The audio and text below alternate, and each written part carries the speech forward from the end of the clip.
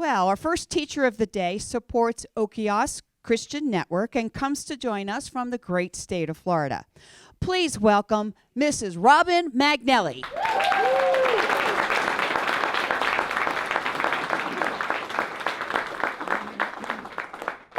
Good morning. Great to see you. I have a bachelor's, and I studied bachelor science, and I studied biology and chemistry in college. I have a bachelor's of theology. I have a master's in business administration. And so with that, I know you can predict that my goal is to one day be on Jeopardy. About 2 months ago, we were invited to go and teach out at the University of Northern Florida on this topic, no less. And the way that we decided to approach it is for the students to consider an evidence-based logic.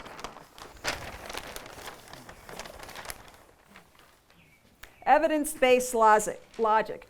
Because to become an innovative thinker, to become an in-depth thinker, to become someone who is an independent thinker, you can't just merely mimic the feelings and opinions of others. It has to be evidence-based if you want to have that type of thinking. So, that's how we're going to approach this topic, creation and evolution. And then at the end, you get to make up your own mind on it, okay? Let's start with defining our terms. This is my best handwriting. I'm really proud of myself. It gets smaller as we go, but you won't judge me, right? No. Okay, so we're going to define our terms.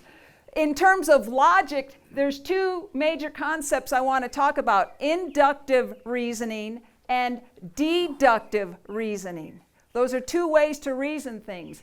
Inductive reasoning is what you use in science. You look at the evidence and then you form a conclusion.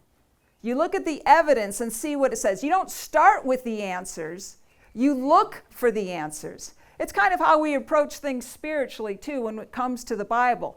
Instead of deciding ahead of time and finding scriptures to substantiate what we think or what we prefer, we go and say, well, what does God think about it? So that's inductive reasoning. Deductive reasoning is when you start at the conclusion and then you look for facts that substantiate it. So that's the kind of work that's done like in criminal investigation. You know, a policeman may come and say, oh, the diamonds have been stolen.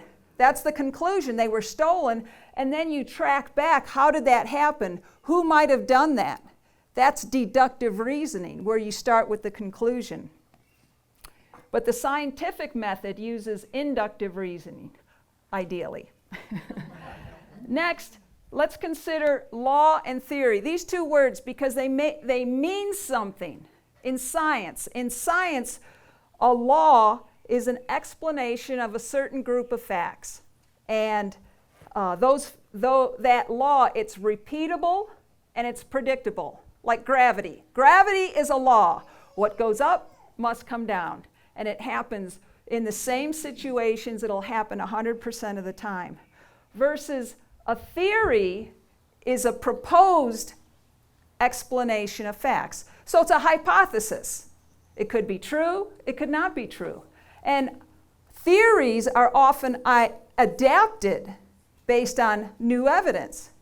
And the theory of evolution, it's not a law, it's a theory. And it's been adapted over time.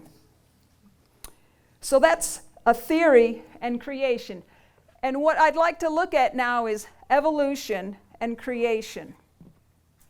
Almost all schools teach evolution as if it was already a law, if it was already provable. And at the time, Charles Darwin came up with the theory of evolution about over 150 years ago. And he based it on a lot of missing evidence. And what he hoped for was that in the future, someday, scientists would be able to fill in all those holes in light of his theory. Because even today, though, 150 years later, it still remains a theory, unproven, and theoretical. So most of us have had that kind of instruction in school. Let's go to Genesis about the theory of evolution. Evolution is basically an unguided chemical or mechanical process. That's how we came from an amoeba to man. It's an unguided chemical or mechanical process. It has unlimited change and variation. It just keeps going. Given enough time, the change keeps going on and on. And we have a single cell start. We started from a unicellular organism and gone into all the variety that we see in the complexity. Now, in contrast to, this is my first time with a flip chart too. Flip. With creation, creation is God's design. God's design. It's not unguided, it's God's design, and it has a purpose. And change is limited. Change is limited. So here in Genesis chapter 1, verse 1, in the beginning, God created the heaven and the earth. God created it. God's the initiator. He's the prime mover. He's the one that developed it, designed it. He's the cause. He's the first cause. It's God, according to the Bible. And as we read through Genesis, and we've read this whole chapter through, probably many of us over the weekend, it talks about how life began. And when God gets on the scene, you see the order starting to come back right away. You have day and night, you have stars, you have the creeping things and the fish and the whales, and then man. Look at verse 25.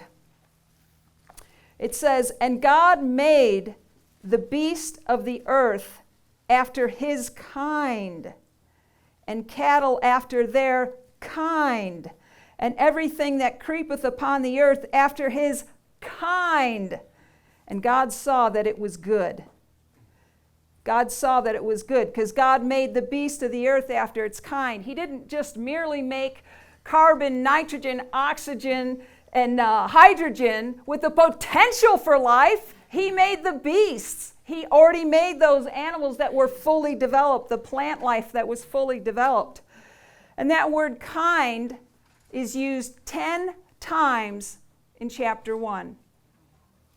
10 times in describing how God made the earth in this context. 10 times. And the emphasis is that everything is put into a category and it has to stay in that category. Everything is put into that category and it has to stay in that category because it's after its kind. It's after its kind. And then so many times in Genesis, we read, like in this verse, "And God saw that it was good." And God saw that it was good. When he looked at his workmanship, he said it's good, it's fitting, it's balanced, it's exquisite. It's amazing, his workmanship. Verse 26, "And God said, Let us make man in our own image, after our likeness, and let them have dominion over the fish of the sea, and over the fowl of the air, and over the cattle, and over all the earth, and over every creeping thing that creepeth upon the earth." Interesting. Have you ever considered that only man is capable of being conscious of God? Man is the only one that can worship God, that can praise God, that can love God, because man has a unique position to be able to fellowship and communicate with God. And then in Genesis chapter 2, it says in verse 1, "Thus the heavens and the earth were finished and all the host of them. And on the seventh day, God ended his work which he had made, and he rested on the seventh day from all his work which he had made. And he rested. He rested not because he was tired, but because he was satisfied with his workmanship. He was content with his workmanship. So tell me, how can blind chance improve on what God says he's satisfied with? Well, let's look at some evidence. We understand a little bit about the scientific theory. We understand a little bit about God's design and what he said. So let's look at the evidence. The fossil record, right? The fossil record. What would be our expectation under these two conflicting ideas? Under creation, you would expect to find in the fossil record fully developed plants and animals. Fully developed plants and animals when you look for stuff. Under the theory of evolution, what you'd think you'd find is many transitional life forms. In other words, for life to go from a single cell all the way to animals and plants that we see, there would have to be transition. And in my mind, the way I see it is like a color wheel when it has white and then it has black and it has all those sections of gray in between. That's what you'd see. Like mainly the fossil record would be full of transitions because it's always moving in a certain direction. There have been hundreds of millions of fossils discovered, and under the theory of evolution, you'd expect to see those slow, subtle changes over millions of years. For example, it's estimated that between 5 and 20 million years ago, man and ape had a common ancestor. Or 75 million years ago, primates and horses had a common ancestor. So originally, all life would have had to come from one common ancestor. And when you look at the fossil record, let me see what this next one is. I'm not really sure. Oh yeah, let's look at the evidence. When you look at the fossil record, what you see are fully developed plants and animals. You don't see any transitional life forms. And the missing links are still missing, right? So it's fully developed. I'm sure many of us, all of us maybe, have seen fossils in museums. Maybe you have some at home. And it's a fully developed thing. It looks like a plant. A trilobite has always been a trilobite. A fern has always been a fern. It always looks the same. There's no transitions of showing how a fin turned into a leg or a gill into a lung. They're just absent in the fossil record. And by the way, a fossil is not the same as a bone. You know that, right? Like a bone is a bone. And when a bone, like of these ancient creatures, when they would die and they get covered up with sediment, then minerals would go seep in and they replace the bone. And so it's a rock. It's a rock. So when you go to these museums and you're seeing fossils, you're seeing rocks. Like of the dinosaurs, they're heavy rocks. And so there's often parts and pieces missing. Actually, if you really want to talk about it, they say there's only about 2,100, remember there's hundreds of millions of fossils, only about 2,100 fossils that they say are good representations. Interesting. Come on, give me the facts. I want the evidence so I can make up my own mind. And most of the fossils aren't complete. You go to the museum, and that's what I don't like. They have the sign, and they say this is what it looks like. But most of the time when you look at it, it's completely intact. They are representatives made out of plaster or plastics now.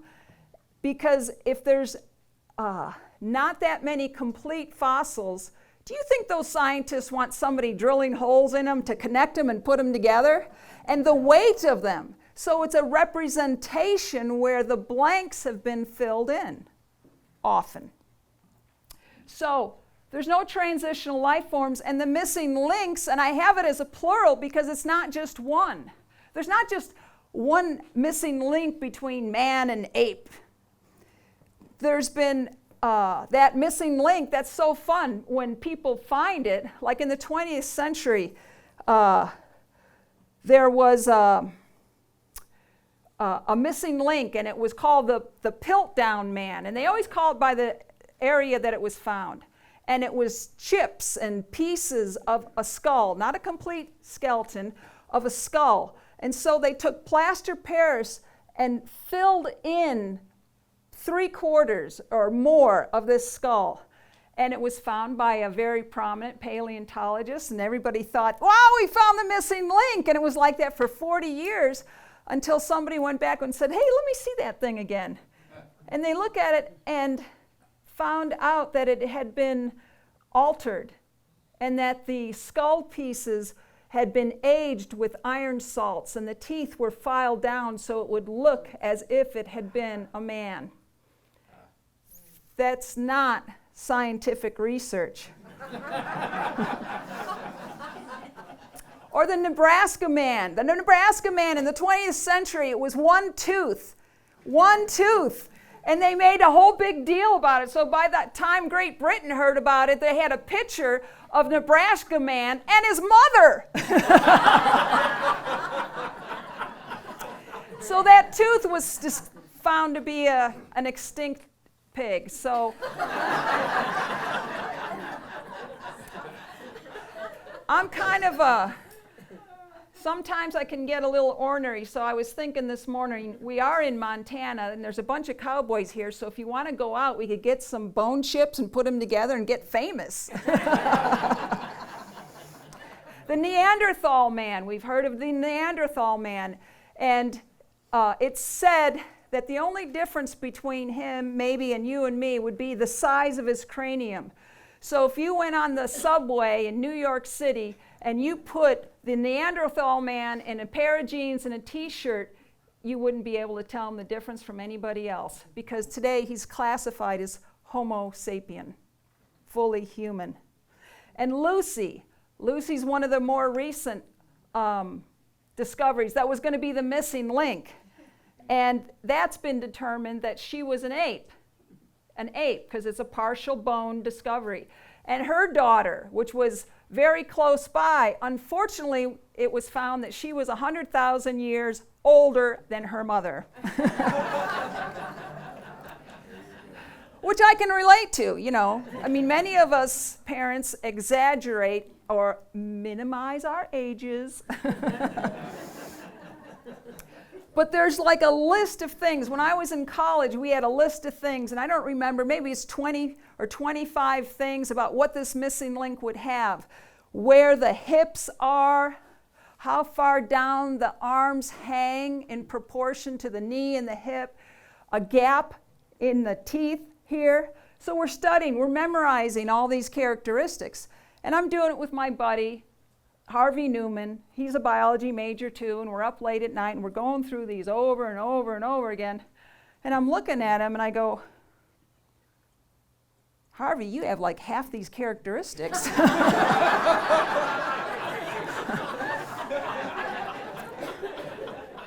I'm just telling you, if I flunk, I got to make a living somehow.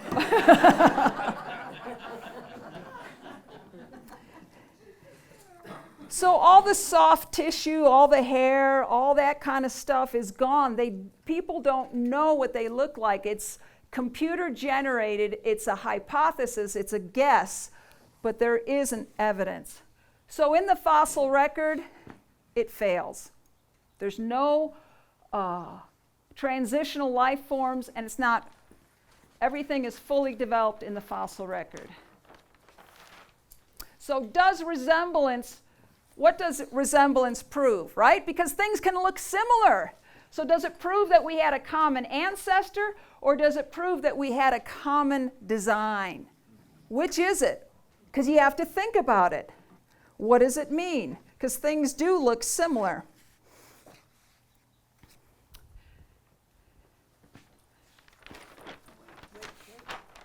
Wait. I'm on a time limit. Here, rip this off. Oh, okay. I was going to give it to you. Okay. So, we're looking at resemblance. 96% of life, say organic life, has carbon, hydrogen, oxygen, and nitrogen. 96% of what I'm made of are these 4 elements, and then some others for flavor, garlic and, that kind of stuff. But that's the same for the tree, that's the same for the fish. Predominantly, we're made of the same elements. Then in the genetic code, what makes us? 70% of all animals are identical to what? Like me. I'm 70% identical to what would you think? Horse, giraffe, a worm, a mudworm. I have that in common. Well, not me, hypothetically. 96% of the genetic material is shared with a chimp. That's the resemblance. It has a common design. Like, think about it. You have a fire truck and you have a Ferrari. Well, what do they have? They have a common design. They have wheels, they have a frame to them, they have an engine. That's all the same. It has a common design. They're not the same. I can tell the difference between them. But there's similarities because they have similar functions. Like in your arm, you have bones, a couple of bones in here. And a dog has a couple of bones in here. And other animals have a couple of bones in there because they use it to move. It's similar function. So it's a common design. God said, this is a terrific design. I'm going to put all this in all of them. But it doesn't mean that it's the same thing. It proves that there's a common designer. There's not essentially that much difference between a fire truck and a Ferrari because they have similar functions. As compared to, say, a fork, that's totally different because it has a different function. Interesting. I was thinking of something else to put. This is our commercial break. Now, physics. This is so simple, even a child can understand this. Physics. The second law of thermodynamics is that things go from a state of order to disorder unless energy is supplied. And you know this is true. It goes from order to disorder unless energy is supplied. Exactly! Your kitchen drawer is just like this. But this law is the reason why things rust. It's why things deteriorate. It's why we age. It's because of this law. Does anyone know the first law? The first law of thermodynamics. Matter can neither be created nor destroyed, but just changes form. Why? Because in the beginning, God created the heavens and the earth. Only God can create. People can make, form, assimilate, manufacture. They can do a lot of things, but only God can create.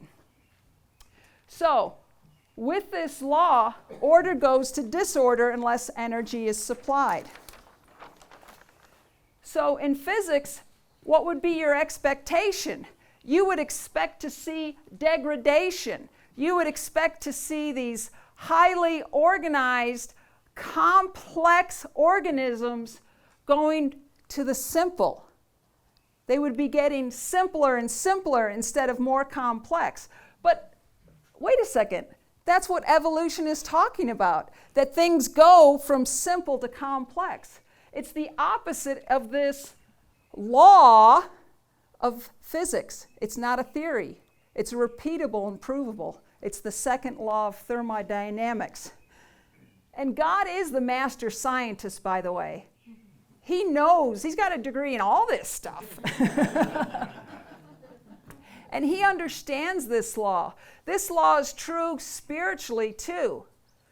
That unless energy is supplied, like in the body of Christ, without energy being supplied, it goes into degradation.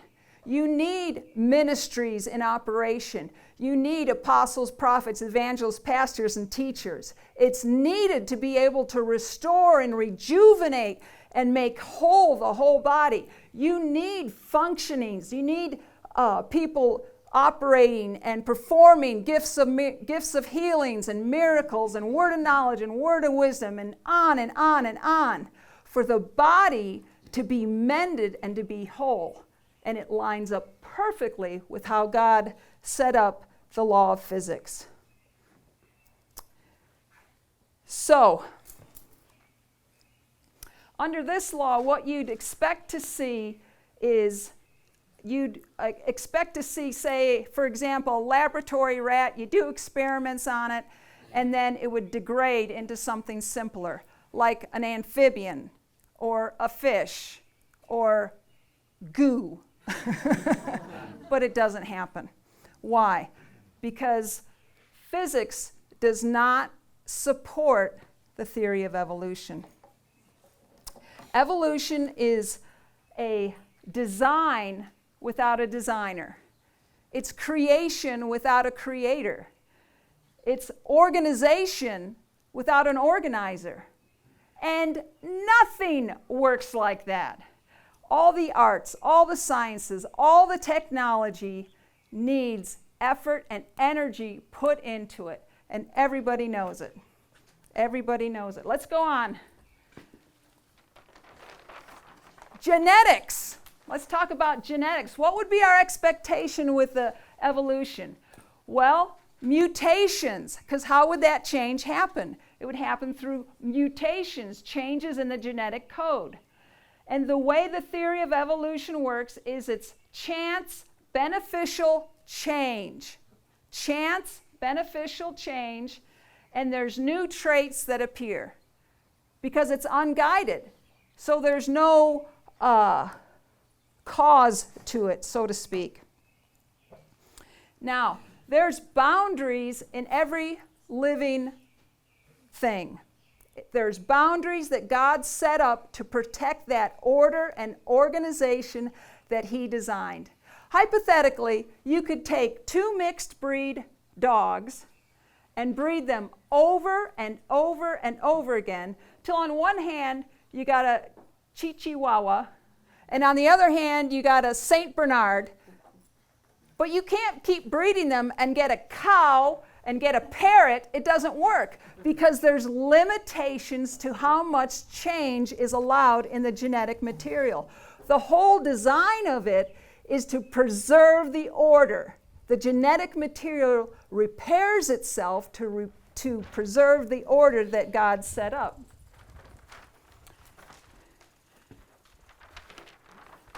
So let's look at the evidence.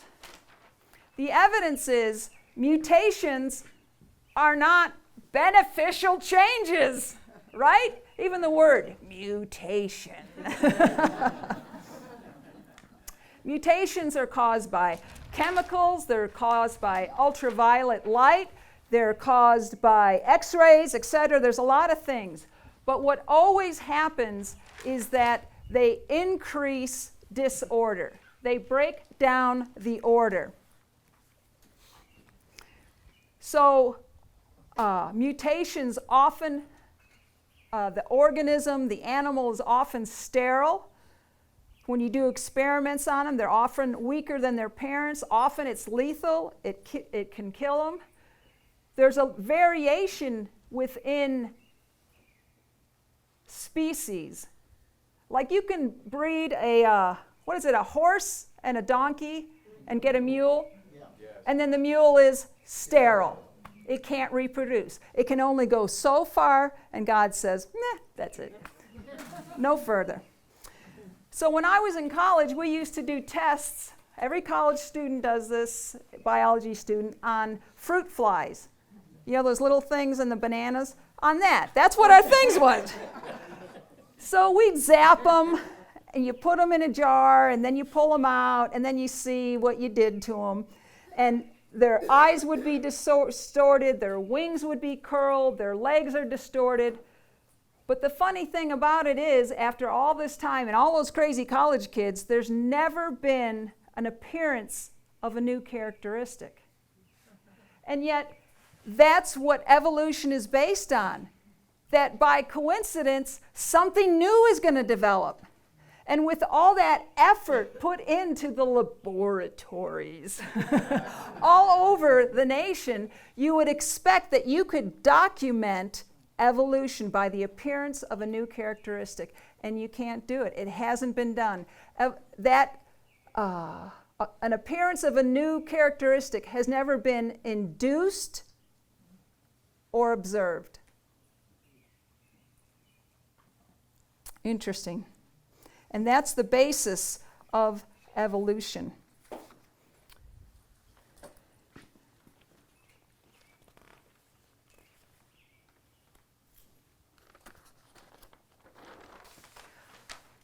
Now we're going to consider something else. This is a kind of like a big word, big words. Irreducible complexity. Oh yeah, and if anything's spelled wrong, I'm hooked on phonics.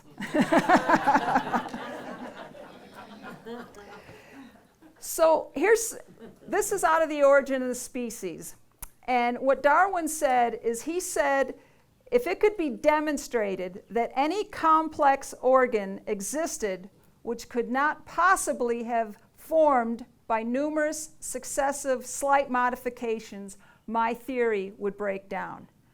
So what he's saying is, if there weren't these little nudges and changes and changes and changes, then my whole theory would break down. So what this is saying is that things are dependent on each other when you have a system. When you have a system, you can't just have component parts, because unless you have all the component parts, it's not going to work. And an illustration is a mousetrap, because it's got 5 parts. It's got the hammer, it's got the hold down bar, it's got a spring, it's got a catch, it's got this wood platform. There's 5 pieces. And if you take any one of these pieces out, it won't work. If the pieces aren't in the right location, it won't work. And that's how systems are in the body, in the human body, in the animal body, in the plant kingdom. You can document it. I'll give you an example. Like for blood to clot, it takes 10 steps and 20 different molecular components for blood to clot properly. Otherwise, it's got to clot in the right place, because if it didn't, if it was in the lung or the heart, the animal would die. If it clots too late, the animal would bleed out if it gets a gash. It can't be solid all at the same time. It has to go just as like a Band-Aid on that one spot. But the whole thing, all the blood can't coagulate, because then the animal would die. And it has to cover the entire length of the cut or the gash, or the animal would die. So how does an animal stop bleeding if clotting is developed step by step? Because you need all the components at one time, just like a mousetrap. So evolution can't produce a system of all the component parts suddenly at one time, because it's too complex. If you ever remember seeing, or you look online, what's just inside of a cell. It's one cell in your body, but it's a gigantic factory of complex interdependent parts. So, genetic, the physics doesn't support it, the fossil record doesn't support it. Statistics, what would we expect? With evolution, if you're given enough time, it increases the likelihood. If there's enough time, it could happen. It could happen. Now, I love this part. When people say, that's impossible. That is impossible. Mathematicians put a number to it. Oh, wait. That was a cliffhanger. Because when you talk about math like this, you have to use big numbers. So in science, they use exponents. It's like numbers shorthand, so that you can put down big numbers but use a little space. And the numbers are like 10, and then it has the number of zeros behind it. So 10 to the third is 1,000. 10 to the fourth is 10,000. See, there's 1, 2, 3, 4 zeros. A million is 10 to the sixth. A trillion is 10 to the 12th. A Google, which I believe is still the largest number with a name, I know there's Googleplex, but that's Google, is 10 with 100 zeros. And it's spelled, this is right, Googol. What happened when the search engine people, when they decided on their name, they spelled it wrong, and they'd gotten so far into the process that they just left it. That's really how you spell Google. And the name Google, the mathematician, he's working on it, he's like, oh, 10 to 100, we don't have a name for that yet. So he asks his little son, what number do you think? What do you think we should call it? He goes, Google.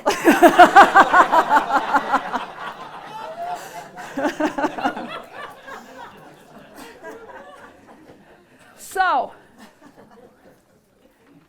that's impossible. Mathematicians put a number to that. When you say that's impossible, there's a number. And that number is 10 with 50 zeros behind it.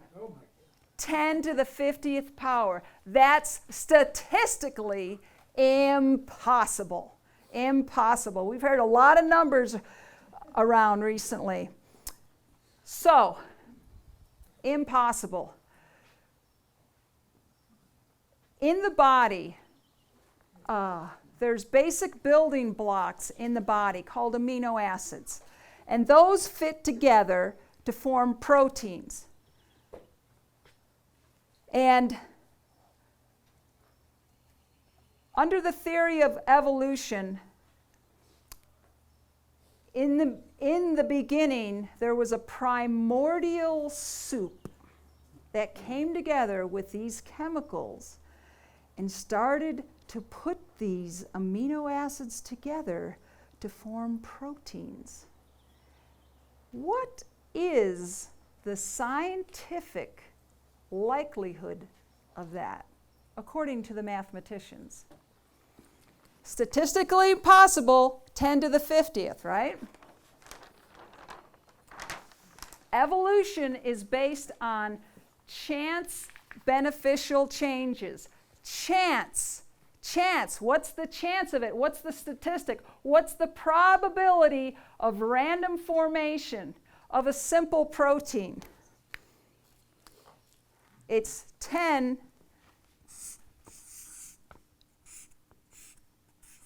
to the 113th power. That's impossible. So there's 2,000 proteins that are required for cell activity. So what are the chances of getting all 2,000 of those proteins? I'll do it up here. 10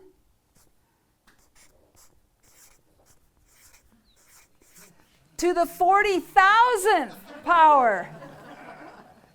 That's impossible. It's totally impossible. So what are the odds of forming genetic material, RNA, DNA?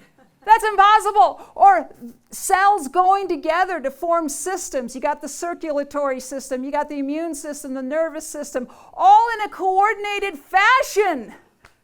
It's beyond impossible. Beyond. There have been experiments done in the past where they put ammonia and methane and water and put it together, and there were a few amino acids that came together. But I'll tell you what, that was with a lot of directed effort, and it was by no means life. You can't get something from nothing. There was a man that you have heard of. His name was Louis Pasteur. He debunked the theory of spontaneous generation, that life comes from non-life back in the 1800s. Life does not come from non-life. Life comes from God. So now we're going to talk about something called the Copernican principle. Copernicus. So he's the guy, he lives a long time ago, scientist, and he's the one that discovered that the sun doesn't go around the earth, but that the earth goes around the sun. And when that astounding discovery that the earth wasn't the center of the universe, the earth wasn't the center of everything, it digressed to that the earth is common and ordinary and insignificant. It's just one among a bunch of other things. And so if there's so many other earths, because it's so common, then there has to be other life forms just like us somewhere else. And it's interesting, I've been giving that a lot of thought. And you know what it reminds me of? This theory that there's other life forms somewhere else. It reminds me of the Middle Ages when people would imagine gnomes and yeah, those things. Leprechauns and trolls lurking about, watching. They're always watching you. And of course, they always want to hurt you, like in the movies. And that there's extraterrestrial, there's these other life forms. When actually scientists are discovering more and more how rare our Earth is. The Earth's location and how close it is. They call it the Goldilocks effect, because if it was any closer to the sun, it would burn up. If it was any further from the sun, it would freeze. The size of the Earth is perfect. The tilt of the Earth is perfect. All the chemicals that are necessary for life are perfect. In our solar system, there's only one place that there's life, and it's on Earth where we live, because it's where God designed it. The temperature is the perfect temperature for life on Earth. The sun is the perfect size, that we're not too close, too far away. The moon is the perfect size. If it was any closer or any larger, the tidal waves would be so massive there could be no life on Earth. If it was any smaller or further away, like 5%, I'm not talking a lot of percentages, that far away, there wouldn't be enough tides to churn and move the oceans, to aerate it, and all the life that comes from the oceans, not only the fish, but the plankton and things that you can't see. The Earth is rare, the habitable zone that we have. The solar system and how the moon has craters, and Jupiter, scientists call Jupiter and Saturn how they're shields for the Earth to block asteroids and comets and all that kind of stuff, to protect the Earth, God's design for Earth. So I want to show you a definition of evolution by a man named Dake, who has done a lot of great Bible work. Are you ready? This is his definition. He says, nothing, working on nothing, by nothing, through nothing, for nothing, beget everything.